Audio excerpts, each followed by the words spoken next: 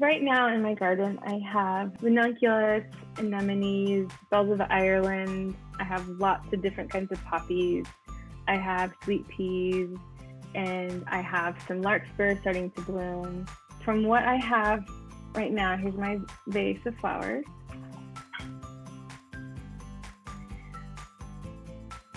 I just love them so much. Well, I've always been a gardener since I can remember. And the past 4 years, I've been exclusively growing cut flowers. And it started because when I had my son, I felt like I didn't have any time to take care of a high maintenance spring garden.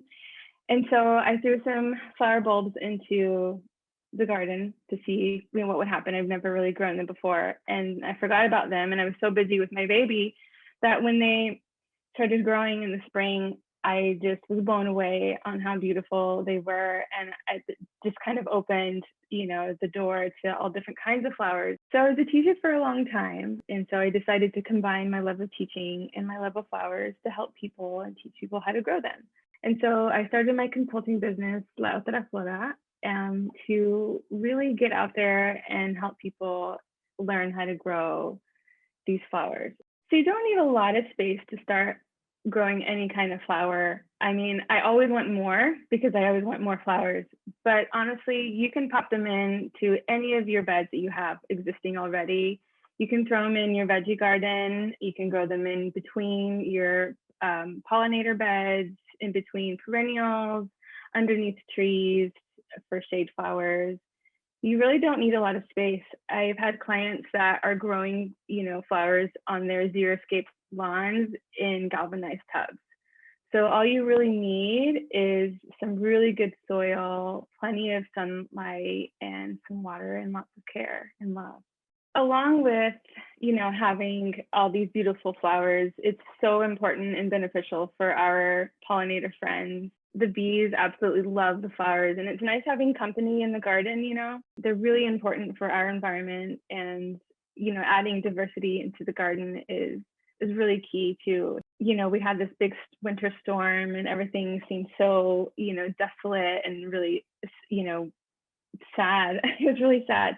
But then everything started, coming up green like exponentially fast. And then I just noticed, like, immediately in my garden, there was just bees all over the place. And I just can't wait for the butterflies to come. And it's always, they're like a companion. They're my garden buddies. I like to be with them. I like to follow them and see what flower they're going to. And the sunflowers bring lots of birds, the little finches, the tiny ones. And it's such a pleasure just to watch and see them. I never put any kind of pesticides in my garden because I don't want to hurt my little bee friends. Soil is definitely the foundation for starting any kind of flowers. I don't really skimp on that at all. I feel like it's really, really important. It's the foundation. Try to get the highest quality soil, get it really light, fluffy, and soft, so that way they can grow easily and happily. If you're going in the ground, then you just want to, get your soil nice and, soft, loosen it up a little bit. There's no need for any tilling. Just, kind of break up, get some oxygen in the soil. Add some garden soil, high quality, add some compost to it, organic compost, add a little bit of the fertilizer granules, nothing too crazy, and then you just mix it up, kind of making a recipe. And if you're growing in, pots and galvanized tubs, definitely want to get some potting soil for that, organic potting soil, so that way you give them the best start you can.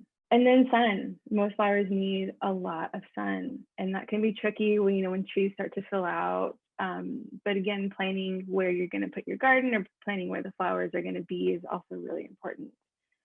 Because you might, plant something in the winter when it is full sun, when the trees are, bare, and then the trees start to fill out, and then all of a sudden it's shady there. You first need to start with high quality seeds. I always try to, plan my garden ahead of time so that way I can get just the right amount of seeds that I need for that season. You want to use them when they're fresh. The more you have them, the more they lose their germination rate. And then you need to know when to plant them is also really important. Some people try to plant, poppies in the spring, and it's that, you need to put them down in the fall. So that way, they have their time to really, grow when they need to grow. Follow the directions on the back of the seed packet. It tells you the seed depth. Sometimes it's like 1/4 of an inch. So, sometimes you just sprinkle on the top. And actually, the seeds go a long way. So you get the seed packet and it's full of seeds. And sometimes you just want to spread them all along and just use them all. But then, once they start growing, they get crowded and they, to thin them out. So really, you just need 1 or 2 seeds per hole, per 6 inch, 9 inches, depending how big the plant's going to be. You want to keep the soil consistently moist through the whole time until you see the seed germinate and start to pop up with its first leaves. And then once it starts, getting a little bit bigger, that's when you can start fertilizing. In my garden, I use fish emulsion and liquid seaweed, and sometimes I use molasses, just all natural organic things. I don't put, too much emphasis on fertilizing all the time. I probably do it maybe every other week. When it gets really, really hot outside, like 100 degrees, I spray my garden with liquid seaweed just to give it a little bit of nutrition. I have either soaker hoses or I have the drip irrigation on a timer early in the morning. So I really don't have to water that much. It saves so much time. But generally in the summer, it gets really hot. So I have the timer on for about 20 minutes every day. Sometimes it's every other day if it rains. Just so that way, the top of the soil doesn't really dry out completely. Once a week, I do a deep watering where I go in with a sprinkler and, or when I go in with my hand hose and I just, do a deep water and make sure everything's nice and, wet and moist. And then really the key is having a good layer of mulch, because that is going to help with pests. That's going to help with moisture level inside, keeping it nice and cool down there when it's really hot. So having a good layer of mulch and nothing too heavy. I feel like, the hardwood mulch kind of weighs down the soil. And so using something light like pine straw is what I use with my flowers, because it's a nice light layer on top. It does really help with moisture control, so I don't have to water all that much. So right now in my garden, I'm growing some larkspur, some anemones, some sweet peas. I have lots of different kinds of poppies, bells of Ireland, pansies. And I started most of those from seed. The anemones and the ranunculus I started from corms. Everything else is from seed. And I started putting them in October and ended in November. I put the poppies down in November. But here is an example of what's growing in my garden right now. I just love them so much. These are the ranunculus. Right here I have a pink and yellow variety, and I have some poppies, Iceland poppies. And here's another poppy, the white one. And then I have some sweet peas, which I'm so surprised I had sweet peas. I thought I was going to lose them with the polar vortex. Same with the ranunculus. I was so worried I was going to not have a ranunculus season. But they came up, they're super resilient, and my anemones made it too. And it's actually getting a little too hot for these guys. I'm at the end of the anemone ranunculus season. But then I have, a mix of some new flowers that are coming up, the fire wheels, and here is a little bachelor button right here. And then I have some wine cups. This is from my wildflower field. I have a little strip of my yard. I just throw seeds out in the fall and they come up, and it makes me so happy. It makes the neighbors happy. It's just a showstopper little corner that I love in my yard. And I have some larkspur, which is, one of my favorite flowers to grow. And then I have his little bells of Ireland. stem here. It's kind of a interesting flower. It kind of looks like it has elf ears on it. And then I have some mignonettes here. There's like long little pointy, and then I have a spiderwort.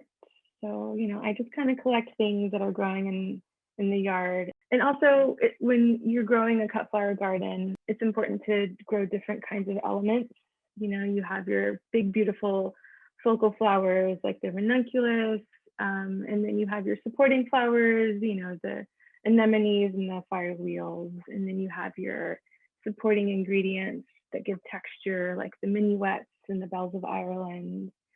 And then, you know, finding different airy elements too, like the wine cup kind of brings out, you know, this airy, you know, light element into an arrangement. So when I'm talking with my clients, I kind of, you know, help them pick out the different kinds of flowers, you know, that will kind of make a cohesive cutting garden instead of just adding a bunch of really big showstoppers, which is beautiful, is, you know, really beautiful. But if you really want it to kind of, you know, be a nice arrangement filled out, then you need elements from each.